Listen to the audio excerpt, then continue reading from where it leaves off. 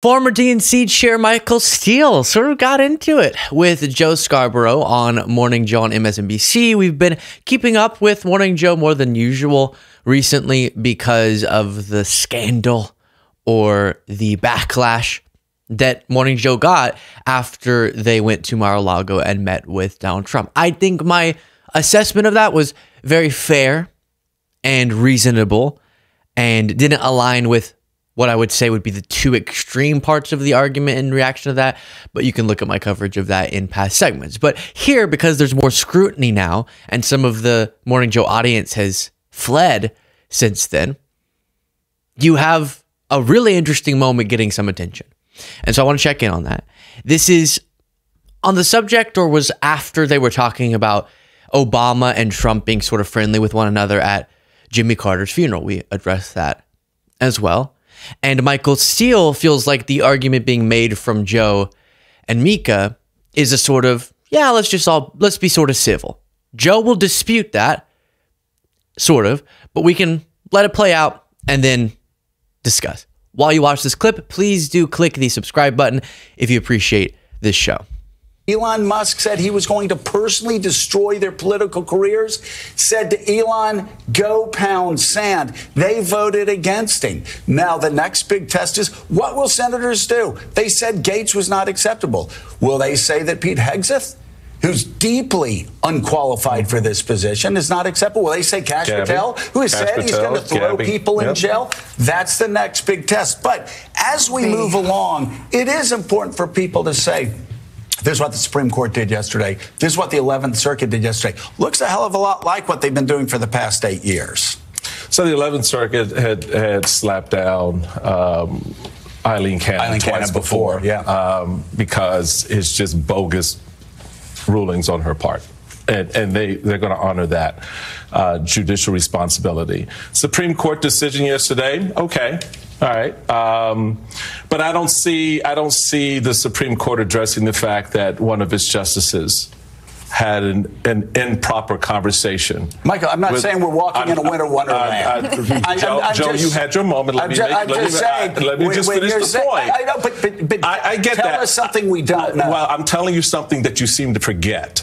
And so let me make my point. You may not like it, but I'm going to make it. And the reality of it is, I take your civility argument, and you like to say 78 million people voted for Donald Trump. Well, 82 million people voted for Joe Biden. Right. And he didn't get that civility that you're talking about from Donald Trump in those 4 years. Right. So now the expectation is, because he's won again and he got 78 million people, we all got to be civil to Donald Trump. Well, okay, I'm prepared to be civil. Nobody said that. You did. No, I didn't say it. I did. So I didn't say everybody has to be civil. The reality of it is, you're using the term civil. I've never used that term. I'm using your term. You put civility on the table. You said we all have to be civil. There is a pushback that you have to have. But Joe. I'm just talking about Barack Obama. I'm not fine. I'm not talking about that. My main point is everybody's looking at this from a one-way perspective. How we need to approach Donald Trump. Mm-hmm. How the hell is he approaching us? Yeah. Right? The man wants to lock up citizens. The man wants to turn the government against him. How are we to respond to that? Are we supposed to be civil? Michael, do you think we don't know that? Doesn't seem like it. Michael, why do you... Not you. I'm just saying the broader you. Why do you feel the need to create false choices? I'm not creating a false choice. I'm using your words. You have created... I'm using you. You put civility on the table. My words. You took me saying that it's not the end of the world, that Barack Obama smiled and talked to Donald Trump, and you're turning that into that we have no idea what's before us. No, I'm not. You will play very well today on Blue Sky and Threads and X. Congratulations. I'm not playing to anybody. I don't have an audience here. I'm just saying. I don't have a particular. I'm talking to the American people just like you are. I'm using the words you use. No, you're twisting. And so I'm not twisting your words. So let me untwist them. Okay, good. Civility is a two-way street, as I said at the very beginning, and then you attacked that. No, I didn't attack that. You did. Yes, Michael. You did. So you did. No. You need to go back and look at the tape. We can look at the tape. But the reality of it is, my general point, Joe, is that civility is a two-way street. If you want to throw civility on the table, I'm with you. I'm all down with that. I think absolutely what we witnessed yesterday with 5 living presidents sitting there. All right, let's play a little bit more in just a second here. I said when we covered the Obama clip with Trump that I get that there's no need to make a scene. And so it wouldn't make any sense when the focus should be Jimmy Carter's life and legacy and honoring him at his funeral. There'd be no reason, it would not be appropriate for Obama to then confront Trump and say, you're terrible. But I was uncomfortable that Obama had a few moments where he was just deep laughing and ear to ear grin. How could he not know how that's going to be at least twisted by the right wing to say, see, in reality, what Obama says about Trump, he doesn't actually feel because he actually is fine hanging with him. Similar criticism levied the way of Biden whenever he was having Trump at the White House. And there's always a very balanced take, which is let's not go too far and produce a clip where, again, Trump's sitting there talking into Obama's ear and Obama's laughing with a deep, proud laugh. Or there was one sort of smiling photo that came when Trump and Biden were walking together. But then the scene in the Oval Office with Biden, I think, was perfectly appropriate. Him sitting there and saying, I'm honoring the peaceful transfer of power. It doesn't matter what he feels about Trump because one of the main reasons we're opposed to Trump is his lack of dedication to our democratic process. So we have to dedicate ourselves first to our democratic process, even if it means transferring power to someone as bad as Trump. And so what Biden did there was showing integrity and the proper dedication to democracy.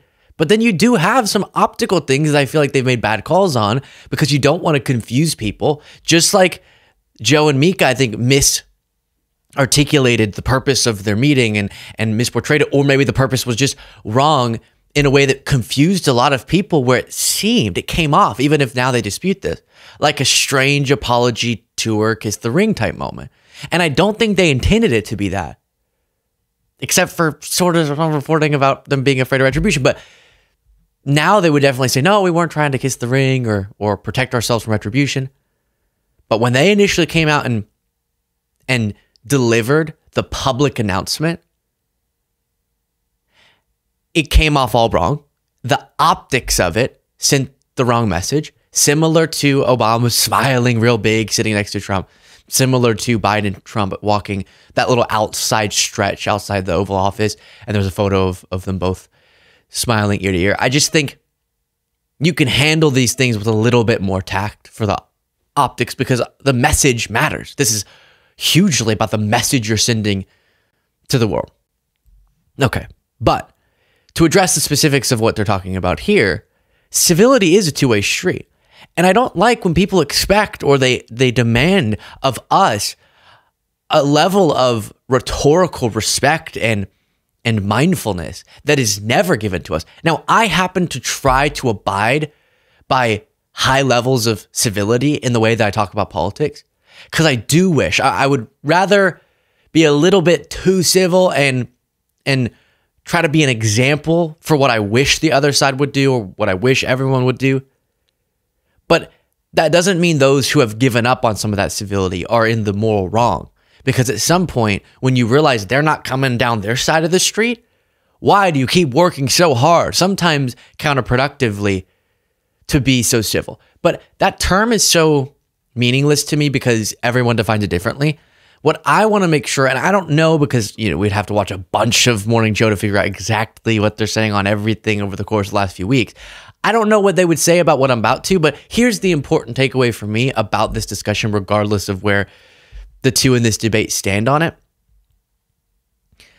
You can be respectful interpersonally.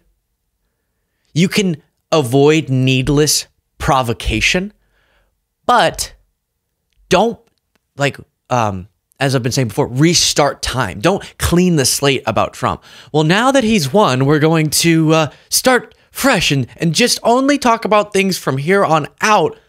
And if they're negative, we'll call them negative, but we'll judge them as the first, second, third, fourth bad act from him instead of the millionth and first. And that's my big call to everyone. We know him, so we don't have to come into the presidency. We are completely fresh with an open mind to see what he does. Yeah, we'll take each event as it comes, but we know him. And we can speak about him in a contextualized way, meaning with the context that is negative, we're starting from a place of negativity. It's just true. And then if he were to do something great, that would very much contradict the context, but we would acknowledge it, which he won't, because he's Trump. At the funeral of a former president is a seminal American moment. All right, and it's an important one. And yeah, the politics and the sort of funny moments that occur, those are great. But next week, we start a new regime. We start a new direction, and everybody wants us to behave a certain way in this new era. And I'm more than willing to do that. Way? Yeah. Whatever it is, what if it's civility, if it's accommodation to Donald Trump, as we see corporate America doing, if it's bending the knee, whatever it is. But my point is, does anybody here think that we should accommodate Donald Trump when he violates political norms, democratic norms? Does anybody? Because I don't. Because that's not what we're talking about. Does anybody believe that? Conversation, Joe. There you go. Right, he's absolutely this conversation because. But Susan, it doesn't mean we don't need to have it. We need to have it. Right, but do we have to have a fight about Barack Obama and civility? No. I take your point. I think what maybe Michael's trying to do, and there are no answers to this right now, is what does the nature of standing up for the rules and the norms and the people who are going to be affected by this, what does that look like? It has not taken shape yet. I take your point that, you know, there's a long history of parties going into an internal reckoning after a defeat like this. But I will tell you, having lived in Russia in the first few years after Vladimir Putin took power, the debates among those who sought to oppose him, they benefited him. They benefited him because they took their own fights over their version of civility much more seriously than they took the serious structural changes that were taking place in Russia that led to the end of Russian democracy. Those structural changes, Michael, are happening right now. This is, again, something that we understand deeply. And it's not just a threat on democracy. It's a threat on capitalism. It's dozens of billionaires going in and consolidating power. It looks like a plutocracy. We understand this. Everybody understands this. And nobody's saying be civil in the face of or being compliant. Okay. Or to be Mark Zuckerberg. And nobody's saying that. Again, the fact that I just talked about, hey, may not be a bad thing that Barack Obama was polite. And suddenly this is me saying everyone must be civil and compliant. That is a false choice. That is a false narrative. Okay. Why should I say it every day? She said it. That's fine. But, you know, Susan used a phrase like, you know, the people who are going to be affected here. And Anand used the phrase about the... Yeah, so a point taken. It sounds like maybe Mika had said something earlier on, but Joe wants people to know that's definitely not what he's saying. And I always want to hear someone when they repeat a point like that. What's so tough, I've said this about so many people, it's so tough to articulate tonal criticisms, right? We all understand that you can say, yeah, Trump is violating democratic norms, and that is less than ideal. But moving on, the president-elect was seen with Obama, and the words can be technically correct. You could technically touch on something, but it might not have the energy and the urgency and the tone that people need and that is called for by the moment. But I get that that's so arbitrary. Where exactly do you draw the line? What's the exact tone, the exact words? How much do you have to emphasize a point for it to be matching the moment, meeting the moment? And as the Supreme Court once said about something else, I think, you know it when you see it. I think it is vibes based, but are you inducing the level of understanding about where we are and what we're going into that is appropriate? And if massive swaths of your audience are saying, we don't feel like you are, and we feel like you even took steps in the wrong direction and sort of, hey, we're going to get back to normal business as usual a little bit, then maybe there's a little bit, it doesn't mean necessarily they're right, but a little bit of introspection might be necessary. And all of us, the people at Morning Joe, the people across mainstream media, across independent media, me, all of us are figuring out what are the exact specifications of the proper approach. And how do I make sure I'm meeting this moment? Both evaluating each thing as it happens while also understanding what we've already lived and thus what we already know about this coalition and the individual leading it that's coming into power being Donald Trump. Curious to hear your thoughts in the comments. Support the show, get the members only bonus show by clicking that join button below.